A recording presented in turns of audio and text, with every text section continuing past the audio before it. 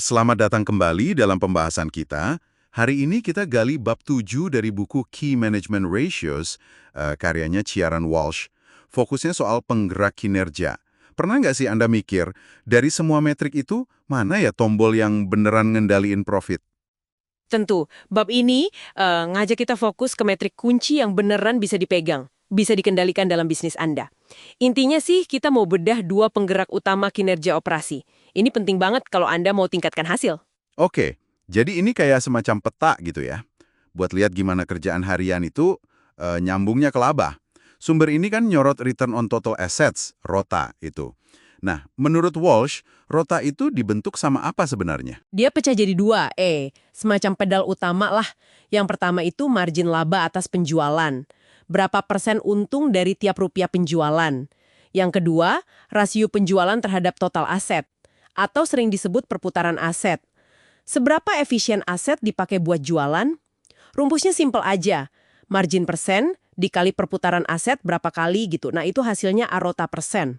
Oke, kita coba bedah satu-satu ya. Yang pertama, margin penjualan. Di buku ada contoh example call PLC. Marginnya 10%. Itu artinya gimana? Gini, artinya dari setiap $100 penjualan, $10 itu jadi laba operasi. EBIT ya, earnings before interest and taxes. Nah, $90-nya lagi itu biaya. Jadi 90% itu biaya semua? Margin yang 10% tadi, kuncinya ya harus dibedah itu biaya 90%. Contoh di buku itu bagus, dia rinciin biayanya per persen dari penjualan. Ada bahan baku 38%, tenaga kerja 26%, overhead 15%, terus administrasi penjualan 11%. Nah, ngelola tiap komponen ini, misalnya neken biaya bahan baku, atau bikin tenaga kerja lebih efisien, itu langsung ngaruh ke margin 10% tadi. Ini tombolnya. Oke. Jadi kalau lihat laporan laba rugi, kita bedah persentase biaya ini buat cari celah naikin margin ya. Paham. Terus, pedal kedua gimana? Perputaran aset itu. Nah, ini soal seberapa kerja keras aset Anda. Perusahaan contoh di buku itu perputarannya 1,4 kali. Artinya nilai penjualannya 1,4 kali lebih gede dari total asetnya.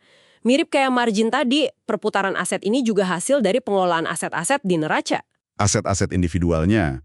Maksudnya kayak, apa aja contohnya? Di buku disebut 3 kelompok utama nih. Ada aset tetap, kayak gedung, mesin gitu. Terus persediaan ya, stok barang dagangan. Sama piutang usaha, tagihan ke pelanggan yang belum bayar. Seberapa cepat Anda bisa muterin aset-aset ini dibanding penjualan? Di contoh itu, rasio penjualan dibagi aset tetapnya 2,5 kali. Makin efisien Anda ngelola stok biar cepat laku, atau nagih piutang biar cepat jadi duit, ya makin tinggi perputaran aset totalnya. Ah, ini nih yang seru. Berarti tiap bisnis bisa punya strategi beda ya soal dua pedal ini.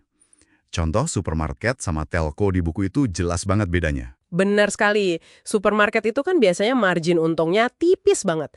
Tapi barangnya keluar masuk cepet banget, stoknya muter terus, jadi perputaran asetnya tinggi. Iya. Nah, sebaliknya, perusahaan telco, mereka kan perlu investasi gede banget di awal buat menara lah, kabel lah, aset tetapnya banyak. Jadi perputaran asetnya pelan. Tapi biasanya mereka bisa pasang margin untung yang lebih tebal. Jadi sama-sama bisa sukses ya, walau kombinasi margin dan perputarannya beda jauh. Tepat. Nggak ada satu formula ajaib.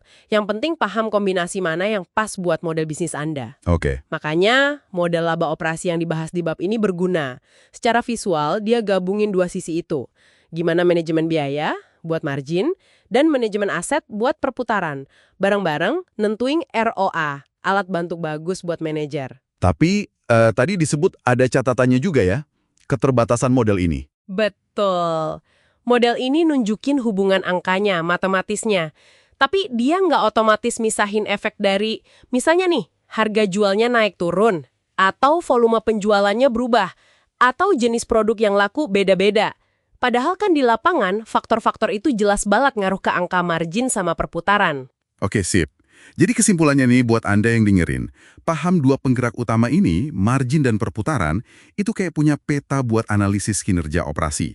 Mau bisnis sendiri atau bisnis orang lain, jadi tahu area mana yang perlu diperhatiin buat perbaikan. Dan ini juga ngangkat pertanyaan strategis kan? Kalau udah tahu dua penggerak ini, gimana cara nyeimbanginnya? Karena kadang usaha buat naikin margin, misalnya naikin harga, malah bisa bikin perputaran aset melambat, penjualan turun gitu. Nah, nyari titik optimalnya itu seninya. Oke, sebagai penutup, ini ada satu hal buat Anda renungkan. Bab ini kan banyak ngomongin analisis kinerja ke belakang ya, historis. Gimana caranya Anda bisa melangkah lebih jauh? Pakai pemahaman soal penggerak ini margin dan perputaran bukan cuma buat ngukur yang udah lewat, tapi untuk proaktif, ngebentuk keputusan-keputusan ke depan. Tujuannya ya buat menciptakan nilai yang berkelanjutan. Coba pikirkan itu.